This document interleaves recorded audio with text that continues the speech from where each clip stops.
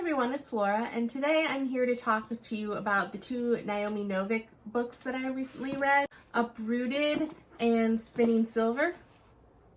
So these books I've heard about for quite a while, and I was curious what I would think of them.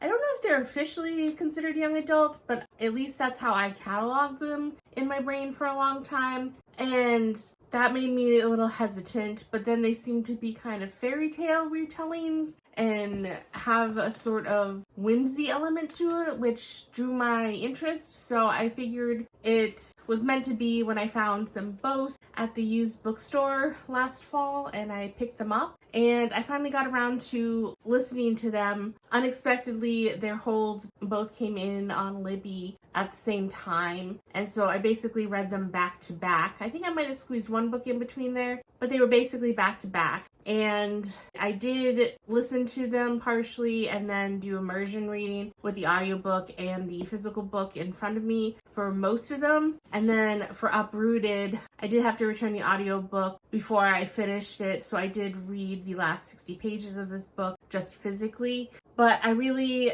felt like the audiobooks were good getting me into these stories. And I started with Spinning Silver, which looking back, I really wish that I had done it the other way, but I don't know how that would have worked out different. But Spinning Silver, I listened to first. And I really liked this, and the audiobook was great with the different accents based on whose viewpoint we were in, because I wasn't expecting this to be a multi-POV type book, but it was, and you didn't always immediately know whose point of view you were in until you got more into the chapter. And as the book continued, you do end up going into more and more characters' viewpoints, and that was actually done really well. I think that it could have been mishandled if it was done by a less talented and skilled author, but it actually really worked well in this book. And as I said, with the audiobook and the narrator that I listened to, they were phenomenal, and they had a different accent for each character, so that even when I didn't have the book physically in front of me, I could tell whose viewpoint we were in without them having to immediately reference it. And that was just great. So this is a story about, I apologize if I mispronounce names. In the audiobook, they were all pronounced with Russian accents. So Miriam,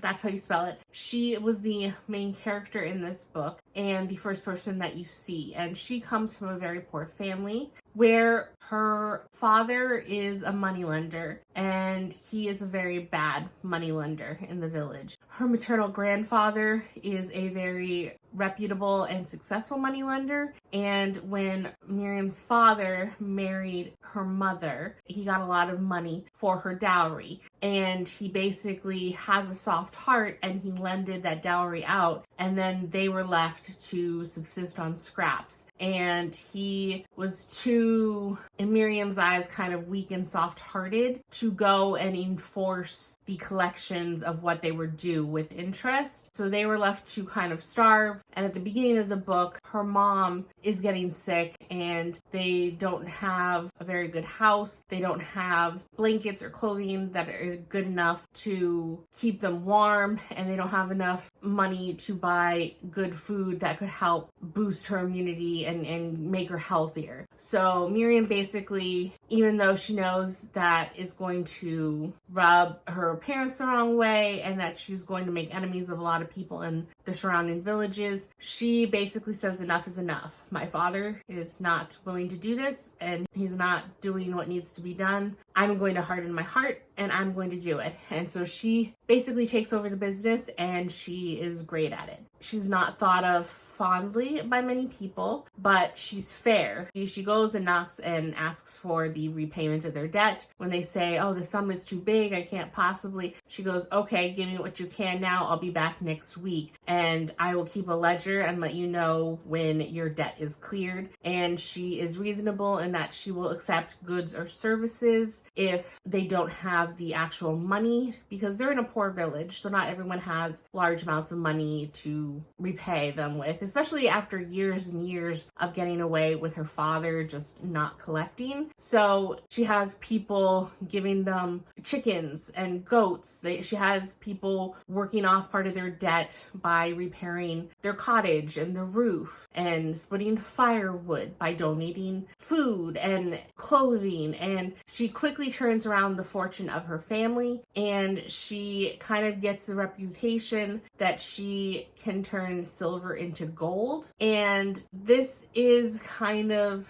I don't know if it qualifies kind of as magical realism, because it's basically like a normal human world, but they have borders with kind of the Fae realm, and they are terrorized by the Fae. They are known as kind of winter magical beings, and they have a well-known magical road that seems to just appear at random, and every human knows not to look at the road and try not to garner any of the Fae's attention, and that they will periodically go to different places and attack and kill people and steal any gold. They don't know what they use the gold for, what they need the gold for. They're just known as very vicious creatures. And there's also a very odd, unique thing where, what are they called again? The Starrick?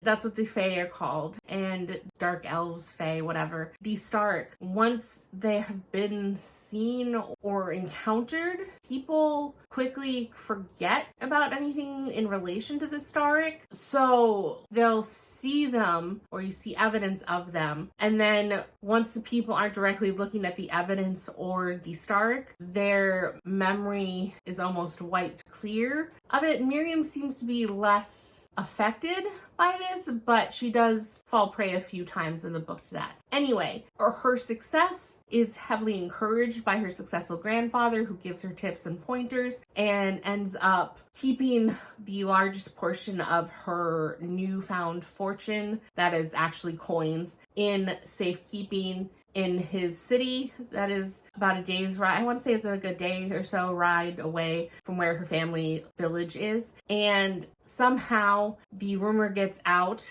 and the Stark hear that she can turn silver into gold. And they think that that might be like a magical ability she has. And as I said, they attack and steal gold from people. So there's just a pouch of silver coins that appears on her doorstep, and she has a sinking suspicion that she has to turn those like 10 coins into 10 gold coins. And so she is in a panic because she doesn't know what happened. She's worried that her family will be slaughtered if she can't do it. So she goes out of her way to try and do that. And then she's challenged again and again. And it's very interesting, the lore and the different characters you meet and how they all come together. And I don't want to ruin more of the story, but it was very interesting because it did give me a lot of similar vibes in a way to the first Emily Wilde book, with the kind of winter, fae, dark elves type thing. But I liked this book so much overall.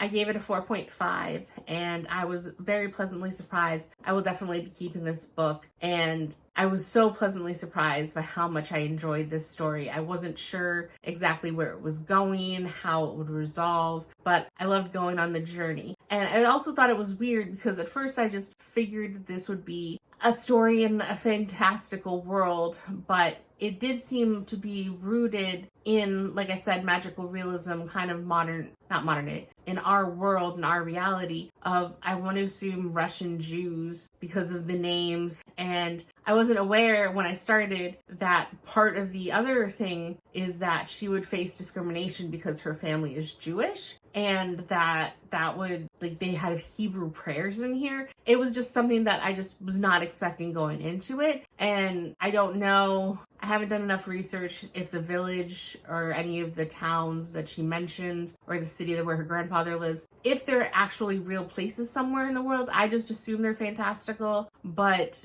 it seemed like it did have part of the real struggle of the Russian Jew experience, which just added to the fullness of her journey and the storytelling. So I was very pleasantly surprised with this book.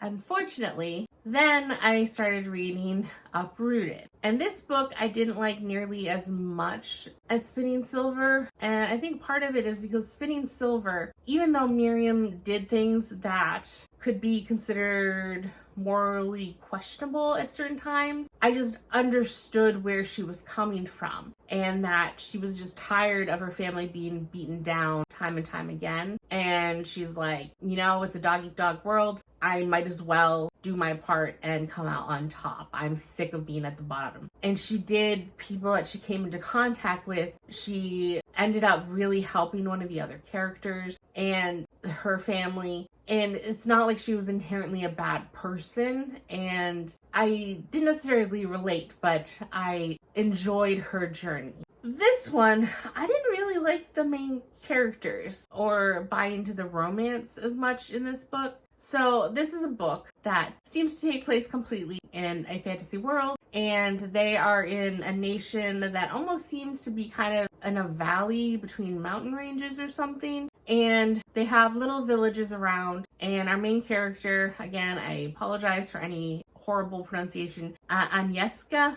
I'll put it up here. She is a simple village girl, and they are bordered by the wood. And the wood is a forest that seems to have an evil sentience to it, and it harbors evil creatures, and it tries to keep encroaching on human territory. And every so often, you don't go in there at night, you don't go into the blighted part of the woods. And people sometimes, if they wander in, they disappear for good, or there are creatures that sometimes attack and steal people to the wood, and they're never seen again. Anyone that has been quote unquote rescued from the wood after being kidnapped never comes out the same way and becomes corrupted, and they go mad and eventually have to be killed. So this is the world they live in, and in their part of their kingdom, there is a wizard called the Dragon, and he inhabits a tower, and he ends up protecting the surrounding villages, including Agnieszka's.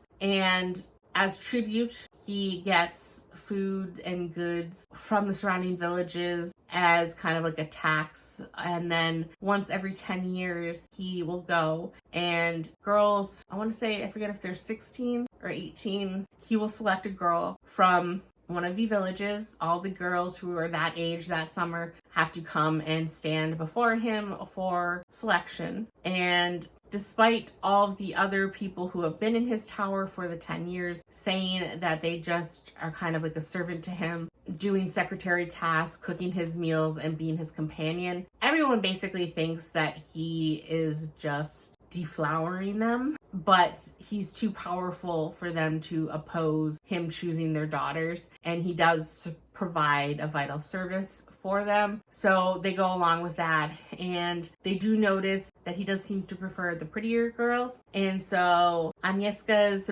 best friend is the prettiest girl in the village, and everyone just assumes that she will be the one who's chosen this time around. And even the girl and her family have been preparing for it this entire time. So comes the ceremony, and turns out, nope, Agnieszka's chosen. And the only reason that she's chosen is because turns out she has the potential to have magical abilities and is a witch. So it is his duty as a sorcerer and wizard to train her in her abilities, and he is none too pleased about it. So what I get from these two characters is nothing that I usually gravitate towards. Agnieszka, she is so hot-headed and so naive in so many ways. She is just a rural village girl who has great potential, and once she knows more, she is quite smart. But I mean, in the grand scheme of things, she doesn't know a lot because she hasn't needed to. And she just assumes she knows best whenever she's given a tidbit of information. And despite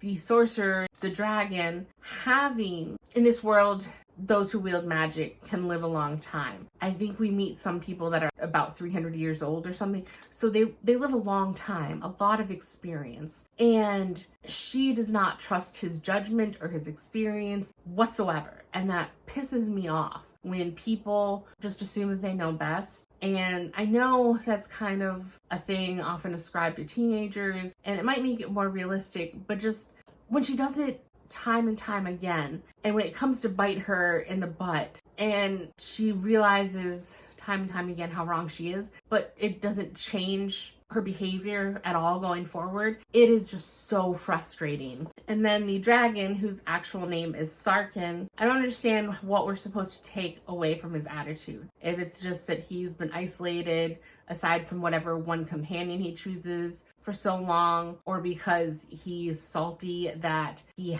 was forced to take Agnieszka as his companion and train her instead of her beautiful friend Kasia, who he would have preferred to take. But he is the worst type of mentor, teacher, tutor character, because he has the knowledge, but he doesn't share any of it with her. He considers her unrefined and stupid and lacking any tact, taste, or culture. And yet, when he tries to improve that, he doesn't tell her how or why. He doesn't even tell her for a long time that she has magical ability and that he is training her in that. She is doing things and repeating things that he says because he's telling her, and she's terrified of him, and he's telling her, say these words, and so she does, and then something happens and she's really tired, but she's terrified and has no clue what's going on. And I just don't understand the thought process that he has of why he chooses this as the method to go about things, and it just seems so stupid. And I like a lot of the setup of the story with the evil wood and finding out the backstory of that and how over time the woods have been slowly gaining traction in the nation, and that if something big doesn't change, then eventually their nation is going to be overrun, how they're at war with a neighboring nation, and that is putting pressure on everybody, and they end up running into this arrogant prince character, and you have to go to the capital for something, and it's a fascinating world. And the part about the wood gave me very similar vibes to One Dark Window and that kind of world where people had to be very cautious around them. But I just disliked the two main characters so much that it heavily impacted my reading experience. And then I was supposed to believe that these two characters ended up in a romantic relationship, and I just didn't ever really buy into that. And then again, at my current age, I get a little sketched out by the fact that he is over 100 years at this point. I forget his exact age, but he's over 100 years, and then I'm supposed to believe he's in a romantic relationship with this brash, mouthy 16-year-old and or 18-year-old, whatever her age is. And it just really kind of icked me out. Something that I was fine as a teenager. The first time I read Twilight, I'm like, oh yeah, vampire falling in love with a teenager, no problem. It skews me out a bit. Oh, and I also forgot to mention Sarkin. Also, he's super, super arrogant, and aside from just being mean and cruel and a bad teacher, because he is super resistant to anything going against what he thinks he knows or how he believes magic should be. And that is also frustrating because he's just as hard-headed and stubborn as Agnieszka. So I just, overall, I kind of wish that I had read them in the opposite order. But then again, I don't know how eager I would have been necessarily to begin Spinning Silver if I had read this first, where I loved Spinning Silver and then basically was eager to immediately hop into Uprooted. And then partway through, I was like,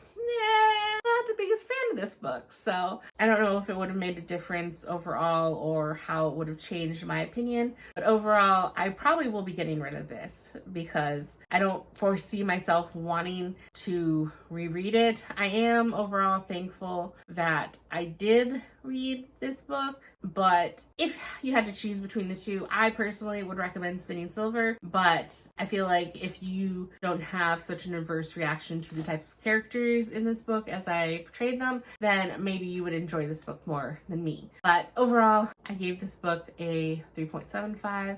So those are my thoughts on Uprooted and Spinning Silver. And I know that she has written some other books. I'm definitely interested in seeing more from this author in the future, but it's not going to be a current priority. So that's it for this video, and I will see you in the next one. Bye!